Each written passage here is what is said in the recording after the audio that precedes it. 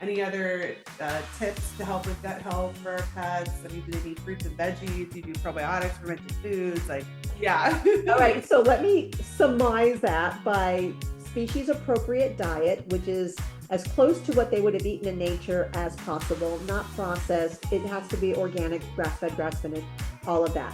Water needs to be filtered, highly filtered. A Berkey is not going to get there, but a highly filtered, taking out heavy metals and glyphosate, etc. And then structured. We can talk about that for hours, but it's I the know. way the water molecules actually form because it matches the structured water that will be formed inside of our bodies. And then we have to make sure that we have a clean environment, that we're not using a lot of cleaning supplies that are petroleum based and air fresheners that are petroleum based and have a lot of toxins to them. Hello, guys. Welcome back to the show. I was just chatting it up with my guest before we press record, and I was just saying how excited I am for this episode because we're switching it up today. We normally talk about humans, usually women's health, but we're switching it up and talking about animal care today, pet care. And, even though this is a health related podcast, I mean, what I find in my practice is the health of our animals really affects us as people. And we know there's so much research just showing the health benefits of having pets. And so sadly, I don't have a dog right now or any pet. So this is this might be slightly painful for me to talk through. No, I normally have a dog. I grew up in a whole family of animals of all different kinds. So I love this. And as soon as I can, I have a baby on the way right now. So I'm going to pop out the baby first and then kind of see what we can deal with after that. But anyways, I digress. We have Dr. Marlene Siegel on the show, and she is a vet. She helps pet parents and veterinarians find solutions when traditional medicine is nothing more to offer their patients. Always committed to offering solutions when others have given up. She has been led to be an international lecturer, researcher for integrative veterinary technologies, and a consultant. She has a full-time clinical practice, and she also writes a bunch, journal articles, and participating in webinars and podcasts. She has many different areas of expertise that I'll let her tell us about. And really having a focus on something called bioregulatory medicine, which I'm excited to talk through what that is exactly. And she also, just loves to teach. So she is with us today. She also actually has a raw food line that she has developed, so she can tell us about that as well. So welcome to the show, Doc. Great to have you. Thank you for inviting me. I'm very excited for sharing information, especially with your audience, because that's our tribe, and it's always fun to talk to our tribe. Yeah, exactly. And thanks for being down to do the recordings. I know you were thinking it was a meet and greet. So hey, and I said this is the kind of show where it's like you just jump in and do it, and this is stuff you talk about all the time. So Yeah. it'll be real easy for you. But anyways, why did you even get into more of holistic pet care as opposed to conventional veterinarian care? I think, like most of us, we have a defining moment in our life that makes us leave our comfy, cozy couch and go in a direction that we would never have expected. And so I was already practicing veterinary medicine for a good 15 years when there was a riding accident with my daughter and one of my show horses. And the horse literally saved my daughter's life. Literally. The horse had reared in the air, and the number one cause of a rider's death is when a horse rears in the air and then falls over and crushes their rider. So my Right. daughter is hanging from the reins, trying not to fall off. She's 10 years old. No one ever taught her if your horse rears, you just jump off to the side. You want to get away from 2,000 pounds landing on you.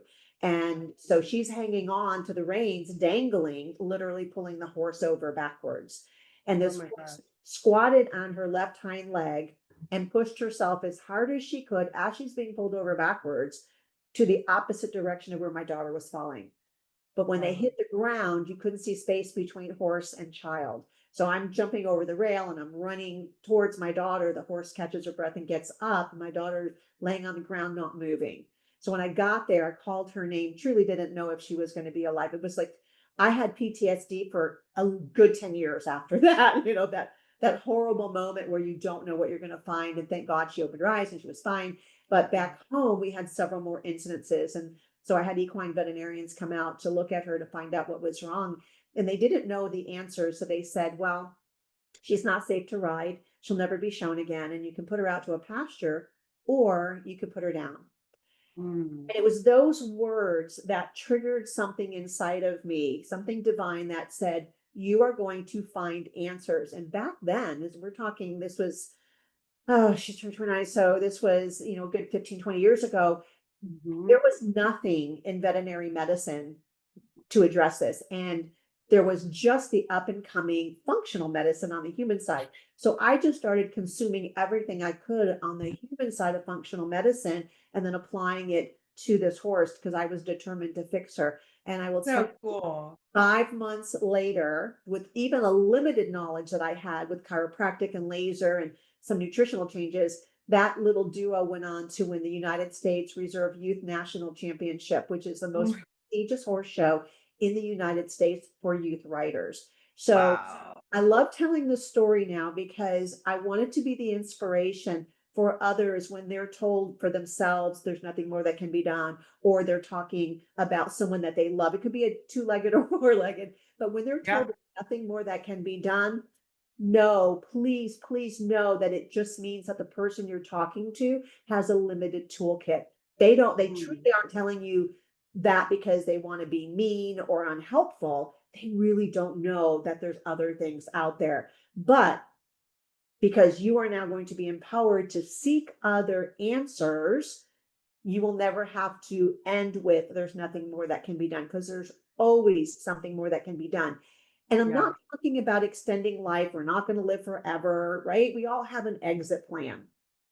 What we can Mm. do is live the best life with the best quality of life for as long as feasibly possible. And when it is time to transition, we can do it with dignity and we can do it with compassion. And I think that's really where the bottom line is. Mhm. 100%. Wow, that's so inspiring. It always struck me it was a weird feeling whenever you would hear about a horse that was put down just because, they had an accident of some sort. And it was like, there's got to be more that can be done for these animals. I just feel like that is just such not an easy way out, but Yeah, it's a way out that I don't think is always needed. And it's such a great point you bring up is when a doctor says there's, nothing more that can be done. They should just say there's nothing more I know how to do. So maybe look for other answers, right? Obviously. exactly.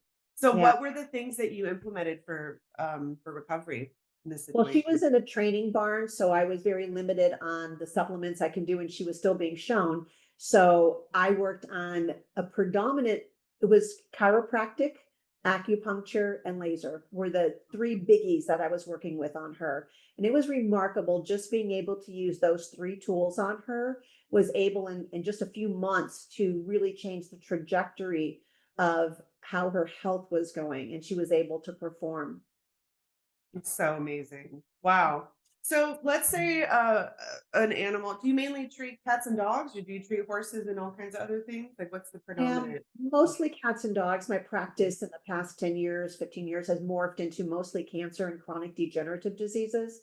Got So it. I now just really don't have the time to go traveling into farms and I'm not showing horses anymore. So when I was in the circuit and I was there, I would have all my tools and equipment and I would Mm. work with other people's horses. But now it's Yeah. full time in the clinics, right? Just doing dogs A and lot of cats. cats and dogs need your help, I'm Yeah. sure. So, how would that look like as an experience seeing you versus a conventional vet? I've been down both medical models with previous pets. I know it's a very different experience. So, for people who aren't familiar, who've never seen someone who's kind of out of the box, what does that look like, and how's it different?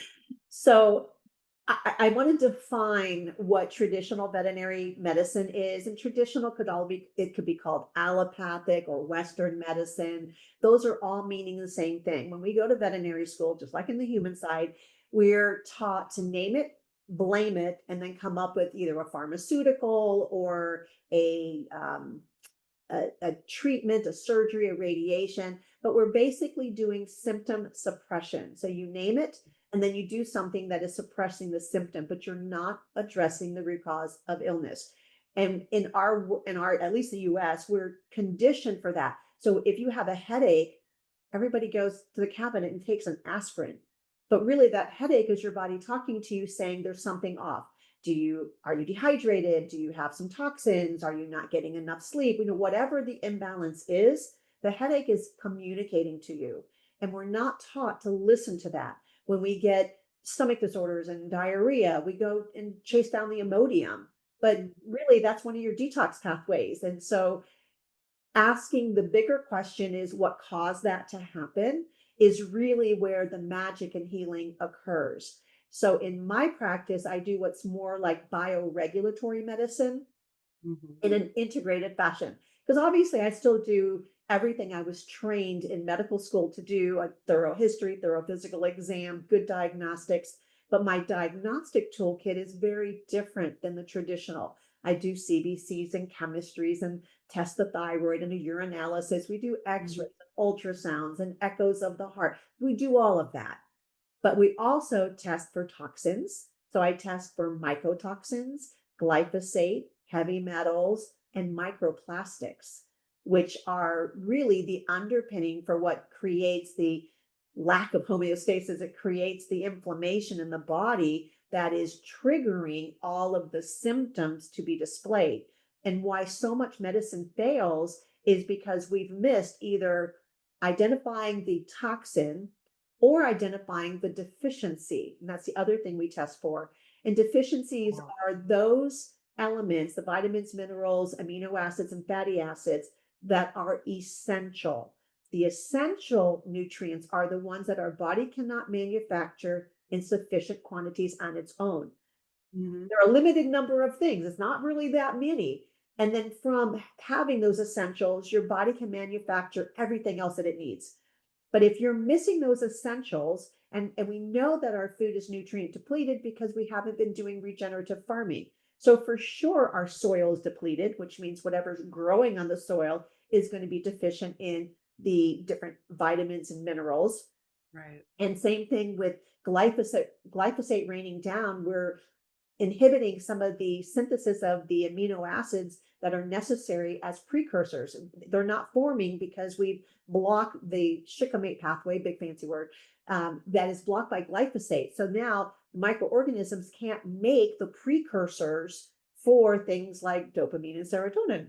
And it's interesting because you look at our world today, and I'm talking on the human side, and we see so much anxiety and people unable to be happy. And Yeah. what is that? Is it a neurochemical deficiency? Probably a component of that, along with too much EMF and cell phones. But Mhm. when we stop and we really break things down, which is my job, is to find the deficiencies, the toxicities, and what is contributing to mitochondrial dysfunction. And the Mhm. mitochondria have two major, I know you know this, but the two major things that the mitochondria do, one makes energy. So we have to have energy to run our machine, the earth suit. But it also is the communication between them and the microbiome, all those organisms that live in and on us, to, Mhm. to be able to know what to turn on and turn off in our genes. So it Right. doesn't just happen indiscriminately. When we as individuals and our animals are sensing things, we're having an emotional reaction to them. And when you have an emotional reaction, you're creating neurochemicals. And those neurochemicals are like the lunar module communicating back to the cell, the mothership, and Mhm. explaining to the mitochondria what's happening outside based on what you perceive when you see, hear, smell, taste, and touch. And they're sending signals that say dangerous place, safe place. And so as those signals are coming in, the mitochondria are helping to communicate to the microbiome what genes do we need to express to help the mothership survive. Mhm. So Right. so when we're having a lot of negative feedback, where it's saying that things are so stressful and we're deficient and we have problems, that's a whole different set. That's saying we're not ready to thrive and reproduce and detoxify and do good things. We need to preserve, we need to Right. guard, to defend. And so there's a whole different expression. And then you get so many different pathogens. Like, we're Mhm. made up of more microbes and viruses and bacteria and all that, like way more than we are human cells. So Mhm. they're not the bad guys. We have to have them to survive. And our pets is the same way. So everything I'm saying about people is 100% relatable to our pets, but I'm just making it to where people can, identify. Yeah. Well, when we see all these companies that are saying you have to have antimicrobials, like let's kill all the bacteria, and we want to Mhm. kill the viruses, and we want to get rid of the parasites. Bad move, because we're killing all this genomic information that we're supposed to use from them.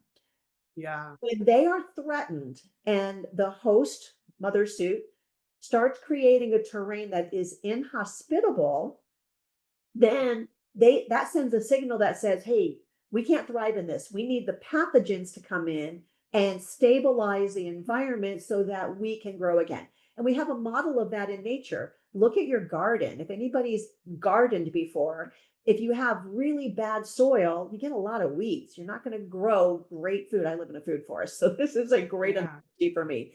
And and so what you have to do is not blame the weeds. They're coming in as a signal that they're the first ones trying to establish the soil so that they can build the soil and make it healthier. So the weeds are not the evil thing. They are just a representation of the fact that the soil's bad. Same thing happens when we have pathogens. They're just letting us know that the terrain is not healthy.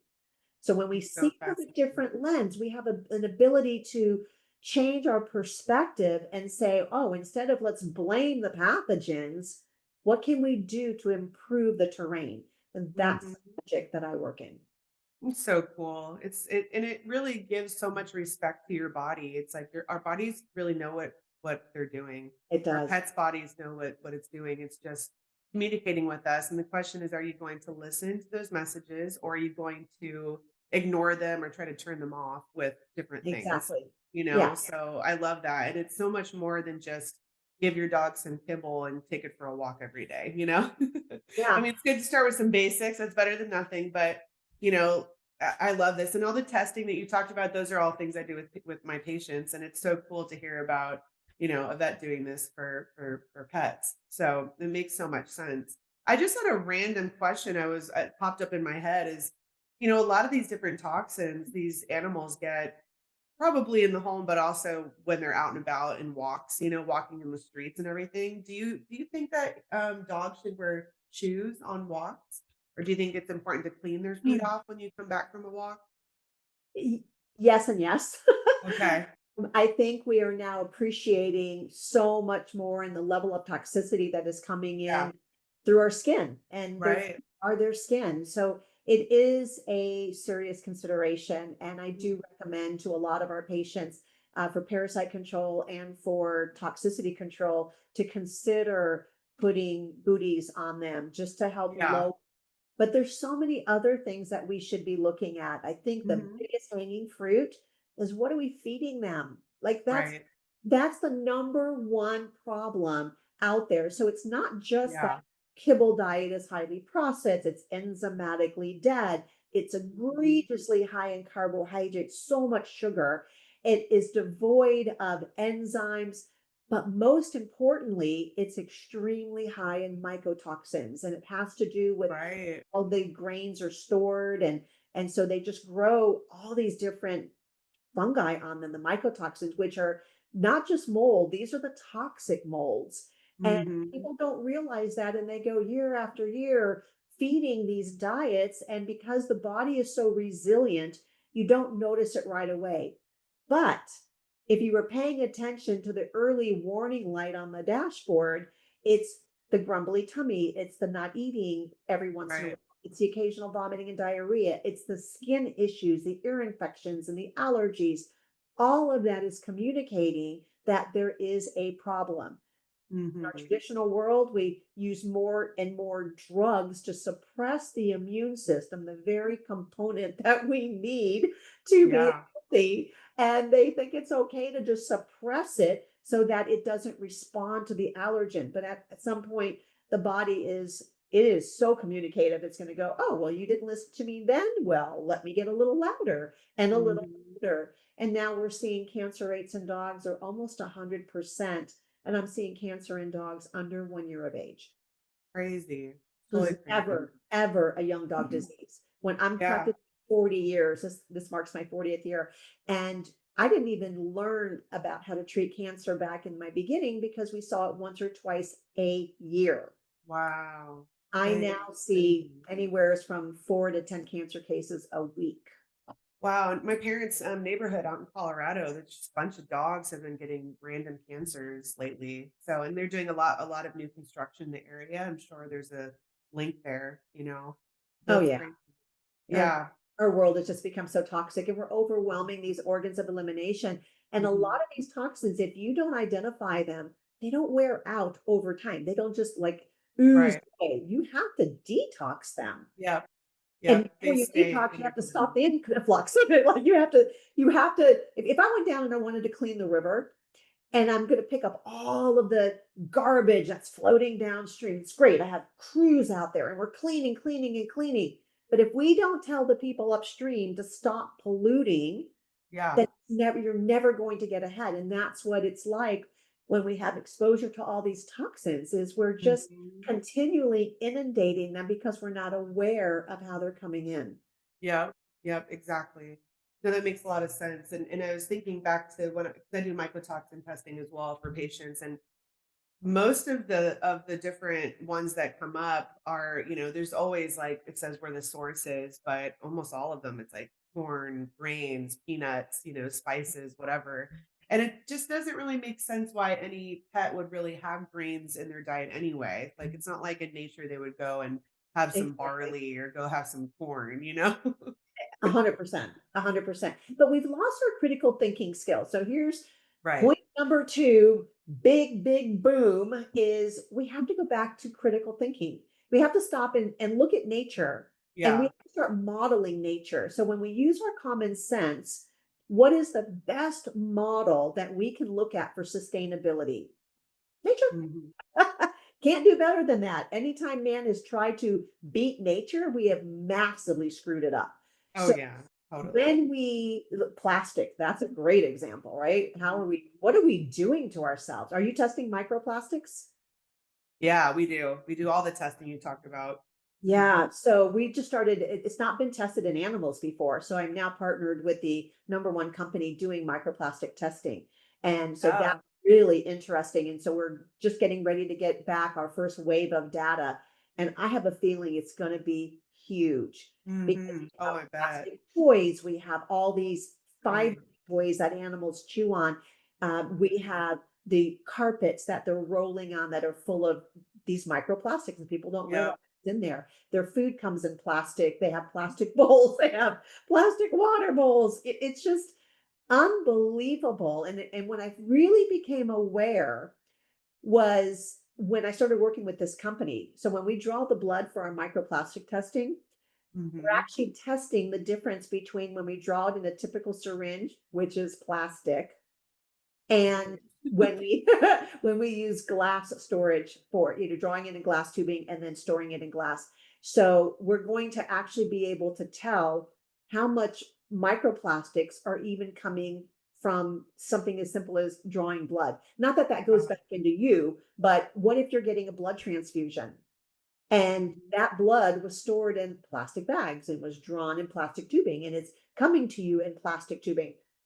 That Makes sense. right? Common sense. Good Let's point. take that out and really understand what we're saying here is that we are inundating ourselves. I usually don't do the grocery shopping, my daughter does. And I had to go into the grocery store the other day, organic sprouts. And 99% of everything I saw was wrapped in plastic. Right. There Even was the a healthy couple ones. yeah, there Yeah. was a couple glass bottles of a variety of different things, but most of it was in plastic. And Mhm. other than the fruit and vegetables that were not wrapped, they were in the big bin, where you get to pick it out. Everything else was in plastic. Yeah.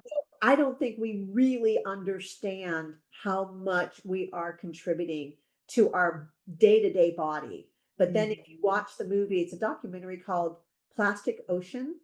It may be Mhm. Ocean Plastic, but it's easy to find. And then you see what's happening to our earth, to the ocean, because everything's getting washed into the ocean at some point, and the amount of sea life that's being killed, the top feeders, the shrimp and the fish that we're eating is loaded in plastics, and we're eating Yeah. that. The salt water where we get our salt from, loaded in plastic. So Wow. we don't realize how many things we are doing to ourselves and our pets that Mhm. are creating, in fact, one of the highest rates of plastic is in processed pet foods. Oh, Yeah. ugh, so gross. I know there was some newer data that was showing that, it was like a study they were doing autopsies on brains, right? And they were saying it was like a teaspoon of plastics in each brain. Yeah. Well, they're nanoparticles, so you don't realize that they're there. Um, Right. think about cutting boards, right? All these Right. plastic cutting boards, look at the notches in that. Everywhere Exactly. there's a notch, that's in your food. Mhm. So we pitched all that. We use silicone storage containers and glass now. We're trying to Mhm. do as much as we can, but I'm still exposed to some of it. We all Yeah. are. In the air, you gotta breathe at some point. So Yeah. you do, you can, but I think that's really important to, obviously think about the upstream exposures, but also, okay, what can we do downstream? And Yeah. so much that we can do in terms of really optimizing gut health and mitochondria function, liver pathways, all of that. Are there any particular supplements you have most of your patients do? I'm just curious if there's any big heavy hitters. I know for in my practice, there's some core ones I usually use for people. Yeah, I always do our after we test and see what our deficiencies are because we want to capture that moment in time. But Right. we always do the essential vitamins and minerals. For me, it's a one product. I put them together. The fatty acids, the essential fatty acids. That's a parent omega 3 and omega 6, and we use plant-based seed oils. And I know there's all this talk now of seed oil, it's terrible. No, we're Mhm. talking about healthy seed It oils depends like on which flax. plant and which seeds, Yes, yeah. so it's not only the type of seed, but it's also how it's processed. So we Right, do only organic seeds and all cold pressed. There's no expeller extraction, there's no chemical extraction. So that's the difference. So our seed oils are all organic, cold pressed, and they contribute to the spectrum of the parent omega 3 and omega 6s that we need in our diet. mm, And then amino acids. We do a lot of bioenergetic testing, and I find that many of these animals are deficient in many essential amino acids. I think right, today it's not a question of how how deficient I am. It's a question of how much do I need to supplement. That is right. a blanket statement. And the reason why in the pet food industry, it is required for these companies in order to sell a diet that is complete and balanced, they have to Mhm. add the vitamins, minerals, and fatty acids in. But they're adding, for most part, synthetic vitamins and minerals and they're not bioidentical, they're synthetic. And they're adding fish oils, which are below the parent essential in the breakdown chain of fatty acids, and they go rancid as soon as they're exposed to air. So Mhm. we're actually feeding a more toxic, inflammatory diet. And there's never a pet parent that I've run into that goes, "Oh, I'm so happy to harm my pet. I'm so happy to cause inflammation." Not one Mhm. pet parent that I have ever met has ever been happy to do that. They're mortified when they realize that unknowingly, unwittingly, they were contributing to the demise of their beloved fur baby. Yeah, So this is all about not blaming and shaming. This is about empowerment, about education, about realizing that there's no big brother out there that's going to take care of you. You and you alone, as a pet parent, you are the guardian. And we live in a world right now where we can't rely on advertising and we can't rely on somebody's opinion. We have to use our critical thinking skills. We have to become educated. And then we can make better decisions. And when we use our dollars as our vote, when we spend money on the things that we choose to have, and we quit spending money on the things that are harming ourselves and our pets and the planet, companies will respond. yeah. No, it's great. You vote with your dollars, and it's awesome how the things that are gonna be best for our food system typically are gonna be best for our pets too, so it's a win-win.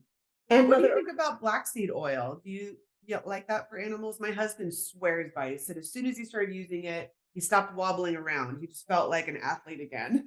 Yeah, did you say black cumin seed or did you say Yep, black? black Oh, cumin seed. absolutely. Mhm. Now, I will tell you, black cumin seed oil is counted as good for everything except death. That's you hear that all the time, and it is. It's phenomenal. Mhm. However, the quality of that product is Right. absolutely imperative. So Yeah. I do have a black cumin seed product. It is cold pressed, organic, and the taste is amazingly different than the ones that I tried Interesting. that were expeller pressed. The ones that were expeller pressed, I couldn't swallow them. They Yeah, I were should so check. nasty. Yeah. Mine, it's a strong taste, for sure. It's not like eating flaxseed, but it is absolutely doable. Yeah, it's not It rancid. yeah, it's not rancid, and it's just it really is a beautiful oil, and it's so Mhm. healthy for you. So So that cool. that remember, that is not one of your core essentials. It's wonderful, but it's Yeah, part of a health right. program. Mhm. Absolutely. Exactly. So a huge area I focus on with my patients is gut health, and I know that's an area that's really important, obviously, for animals as well. Yes. So how to care for our pets' gut health? I would assume not having the grains and a lot of the crap that normally, a lot of owners are feeding their pets unknowingly that they're potentially doing harm. Any other tips to help with gut health for our pets? I mean, do they need fruits and veggies? Do you do probiotics, fermented foods? Like, you know, tell us about Oh that. boy, you opened up a whole kettle. Yeah. All right, so let me surmise that by species appropriate diet, which is as close to what they would have eaten in nature as possible, not processed. It has to be organic, grass fed, grass finished, all of that. Water needs to be filtered, highly filtered. A Berkey is not going to get there, but highly filtered, taking out heavy metals and glyphosate, etc. And then structured. We can talk about that for hours, but it's I the know. way the water molecules actually um, form because it matches the structured water that will be formed inside of our bodies. And then we have to make sure that we have a clean environment, that we're not using a lot of cleaning supplies that are petroleum based and air fresheners that are petroleum based and have a lot of toxins to them. And then the EMF, we have to mitigate the EMF because Mhm. all of these things are contributing to the inflammation that is coming from that leaky gut. And I trust that your audience understands what leaky gut is. So I Yep. belabor that point. But when we damage those tight junctions, with glyphosate being the most egregious element, which is raining on us, which is in our tap water, which is probably in a lot of the water if we buy water, the microplastics, the mycotoxins, all of that is creating this damage to our tight junctions, allowing then this gap for things to come in that the body never expected to or wanted to come in. Then the liver Mhm. sees it as foreign material and mounts this huge inflammatory response. So, in order to heal the gut, we literally have to stop doing the things that are causing the leaky gut. And on my website, we have all kinds of solutions. We have blogs written. There's so much information that's free. So please, everybody, avail yourself to go into the website. And then there's courses if you want to take the deep dive with me. We'll put the link in the show notes too, you Thank guys. you. Okay, so that's step number one, is stop doing the things that are causing the damage. And then Mhm. number two, we start healing the gut. So we're using products that are humic products that help to repair the tight junctions. We're repairing the mucus lining with products, and licorice is one of my favorites. Of course, Mhm. sourcing has to be important. And then we're looking at restoring the microbiome. And sometimes it requires doing a fecal matter transplant where we actually Okay, take the cool. healthy microbiome from an animal that isn't vaccinated, that doesn't have chemicals and toxins, that hasn't had antibiotics, and taking their microbiome, putting it into the pet that's compromised just to kickstart that microbiome. Mm. There's a process for that. You don't just take poop from your neighbor and put it up the butt. Right. But we use ozone, break down the the biofilm that's in there, and so there's a process with it. But the concept is replacing the bacteria so it kind of kickstarts. And then we use fermented foods. I don't like to use commercial probiotics.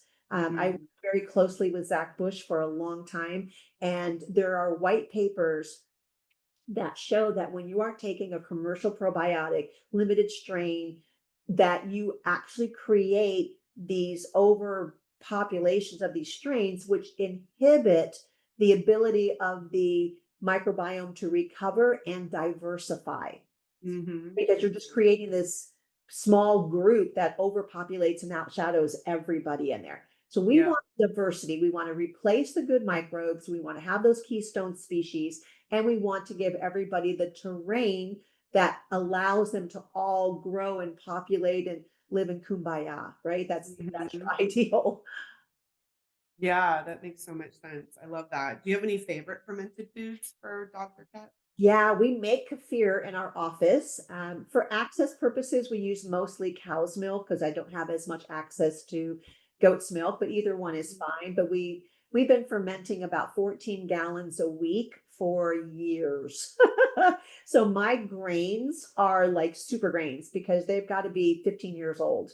And Wow. so they're so hardy. And so they're little grains of microbes that digest the milk fats and the sugars in the milk, and they produce this cultured product, which is amazing. And so we that's one of the things. And I have people encourage them to make sauerkraut at home or to buy organic sauerkraut. The animals just need the juice. And it's nice to vary it around. We eat a variety of fermented foods. I'm going to be making uh, pickled bitter melon this afternoon.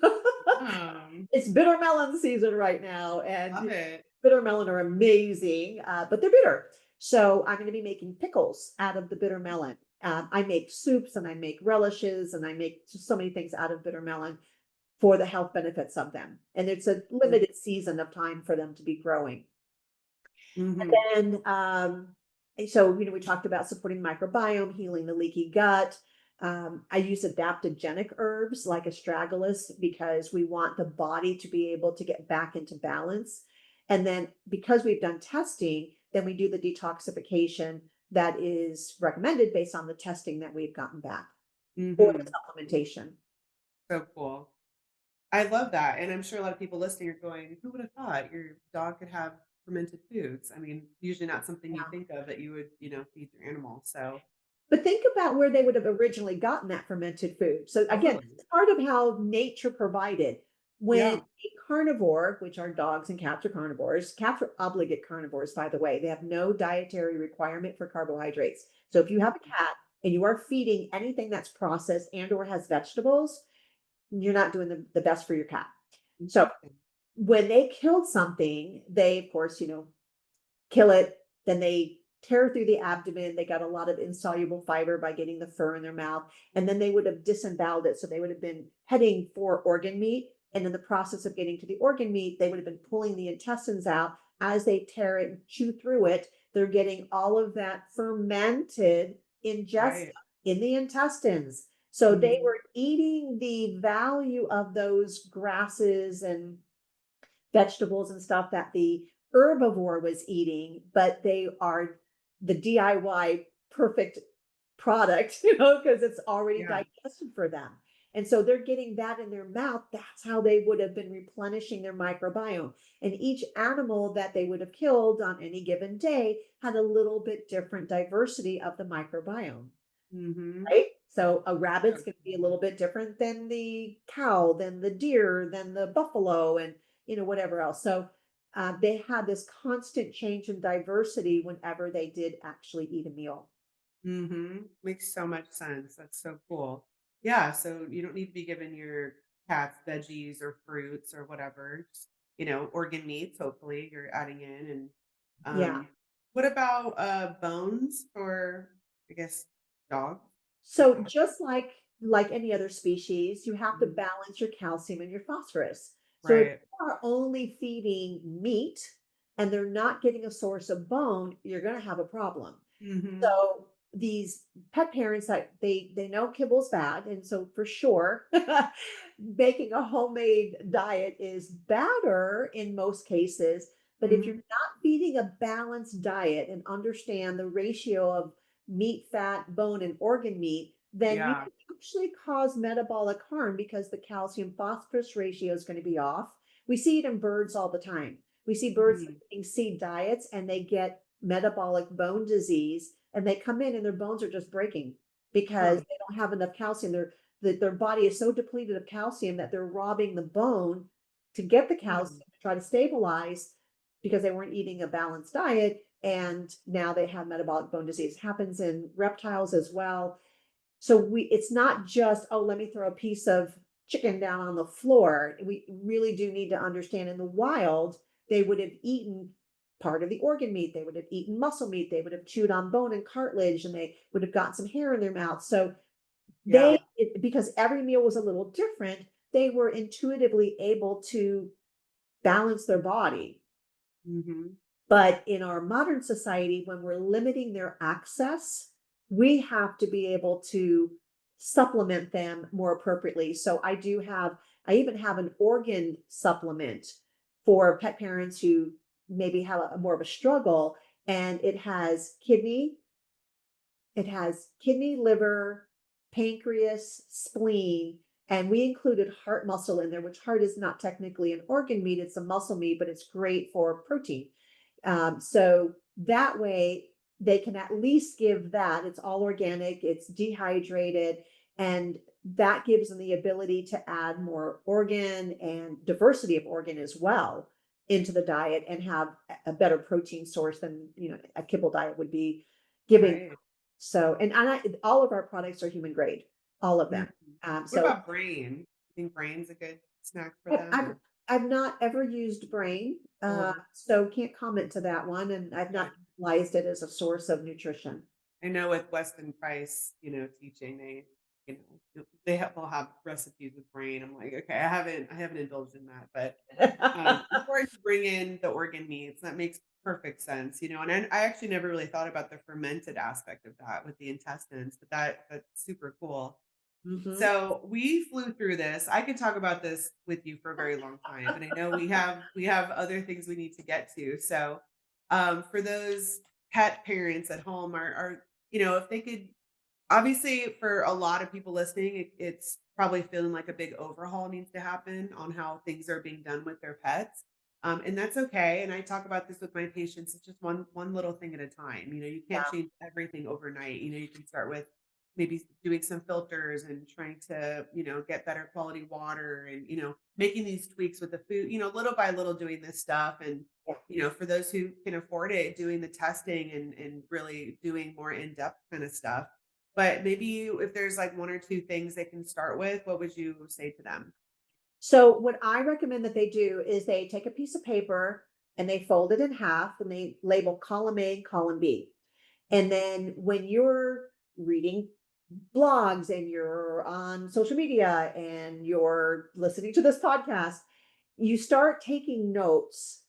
Column A are all the things that you're learning from accredited sources that you should be doing, but you're not doing them yet. That's column A. Column B is all the things you're learning that you shouldn't be doing, but maybe you still are. Mhm. Then, one at a time, you pick something from column A that you feel like you can be successful in, and you start that. And then one thing from column B, and you stop that. So that way, you literally have a roadmap. Yeah. And I would say the very first thing that you have to do is start with good education. And you and I were talking before we started. I was listening to an episode with Tucker Carlson, who Yes, I thank very you. much like, and I really respect his knowledge and his positions. But about 7 minutes in, he stopped to do a commercial for a telemedicine veterinary company. And I don't think he did his homework because he's sitting there going, "Oh, this is great. You don't have to take your animal to the vet anymore because these telemedicine people are going to diagnose 150 different issues, skin problems, yada, yada, yada. And then they're going to give you the treatment and write the prescription, and you're going to be all better." Right. Well, then I went on that website and I just looked at some of their products. Oh my goodness.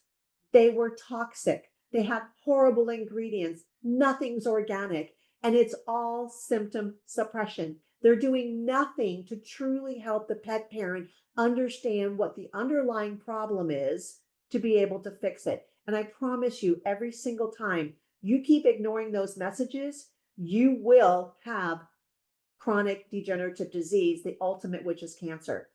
So Yeah. let's not go there. Let's take that first warning sign and actually understand what is it telling me, and let's fix the root cause. So I was so mortified by his endorsement. But the point is that all these people who respect him are going to go, wow, he's endorsing it. So he's probably done his homework. And Right. so we're going to go sign up for that company because we get a discount. because he's giving us a coupon code. But he Yeah. didn't do his homework and he isn't recommending a product that is in any way, shape, or form going to help your pet get healthy. They're going to Mhm. do band-aid medicine. And then by the time the problem really becomes big and you do have to go to the vet, you're at end stage. So that is Mhm. a horrible, horrible position to be put in. So I'm going to try to write him and see, maybe we can send him this link because I know he's not doing it out of maliciousness. I think he Yeah. really is doing it because he thinks it's a good thing. Like all of us, if you're not educated, it sounds great. It's the low hanging fruit, it's the shiny object that's dangling, and it seems Yeah. like it's going to be great. And who doesn't want to save money? But it will cost you more in the end. And what I find is when people bring their pet to me that has serious illness, cancer, or other chronic degenerative diseases, they have no budget. They Yeah. want Right. that, and there's guilt involved, and so they'll spend anything that they can possibly spend to make that Mhm. animal healthier. And it's heartbreaking for all of us to know that was preventable, Right. Yes. Good right? intentions, but ignorance is not bliss. Yeah, it's not, Yeah. and it's no excuse. So, Mhm. step number 1, find a reliable source. I would love, love, love for people to take the Empowered Pet Parent course and then Mhm. work with me. And when we work remotely, and I help them with the implementation. I help them to go through and figure out what really is good, how to read a label, how to understand what you're doing. And it's not about throwing spaghetti on the wall, right? Mhm. Oh, what sticks? No, it's about being very targeted to be able to support the metabolic pathways that are already here, the intelligence that we talked about that the body already has. How do Mhm. we help the body do its job? And that's all we're doing is we're giving the infrastructure so the body can respond. And it's the Mhm. body that heals, not us. Exactly, and you'll learn a lot about your own health, I'm sure, through this process, 100%. right? You feed up your pet's We're all diet, I'm mammals. sure. Yeah, Yeah. we're all mammals. So it Mhm. applies to everything. And so Mhm. that's where if I had one message, it would be start with taking something like the Empowered Pet Parent course. And then once you learn, then you go to your veterinarian who you really should support and have a relationship with because Yeah. there's no other industry that has more heart-centered people than the veterinary industry. And Mhm. it hurts my soul when I hear people say they're all about the money. We're entitled to a living. We're entitled to feeding our families. So why are you pointing fingers and saying, oh, veterinarians are bad because they charge? Do you pay your doctor? Do you go to work, Right. get paid for what you do? This is not about shaming and blaming. This is about Mhm. honoring people who have spent their career trying to help animals.